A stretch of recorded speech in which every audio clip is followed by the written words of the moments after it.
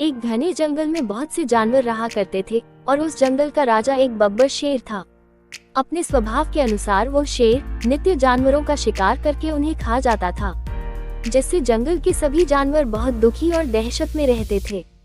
एक दिन शेर को अपनी शक्ति पर बहुत घमंड हो गया और उसने सोचा कि वो तो उस जंगल का राजा है, फिर वो क्यों जानवरों के पीछे दौड़कर उनका शिकार करे, उसे तो सबको आदेश देकर अपने लिए खाना मंगवाना चाहिए।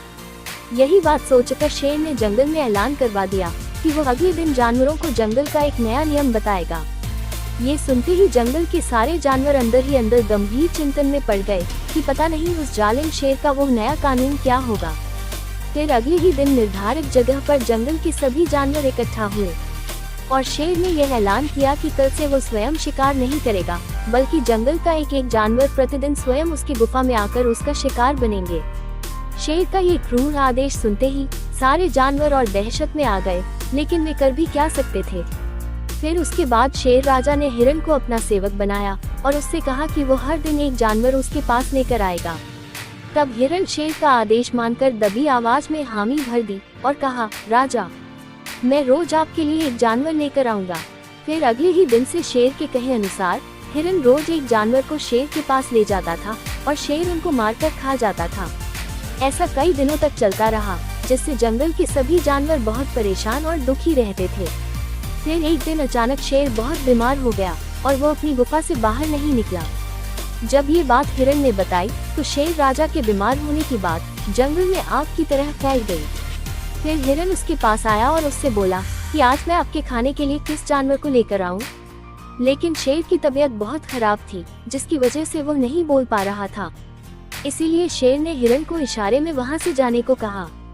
लेकिन शेर की हालत दिन प्रतिदिन बिगड़ती ही जा रही थी, जो ठीक नहीं हो रहा था, तथा वो भूखा भी रहने लगा था। तभी सभी जानवरों ने शेर को तकलीफ में देखकर उसकी सहायता करने के बारे में सोचा और जंगल के सारे जानवर मिलकर अच्छे से अच्छा जड़ी बूटी इकट्ठा करने लगे। सभी जानवर ने अपने अपने अनुभव से दवा बनाई, लेकिन जब दवा खिलाने की बात आई तो सभी जानवर पीछे हट गए, क्योंकि वे डर से शेर के पास नहीं जाना चाहते थे। तभी एक गोरिल्ला शेर को वो दवाई देने के लिए तैयार हो गया। उसके बाद वो गोरिल्ला शेर के पास गया और उसे वो दवाई लेने को कहा।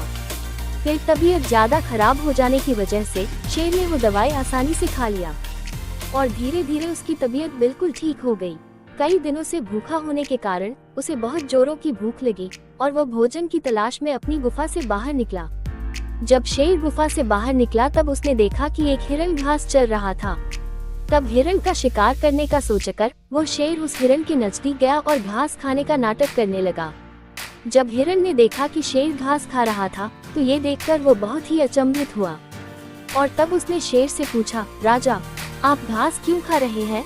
ऐसे में शेर जवाब दिया कि मैं घास इसलिए खा रहा हूँ क्योंकि मैं समझ चुका हूँ कि दूसरों को मारकर पेट भरना अच्छा नहीं है, इसीलिए मैं घास खा रहा हूँ और घास खाने में मुझे बहुत अच्छा लग रहा है।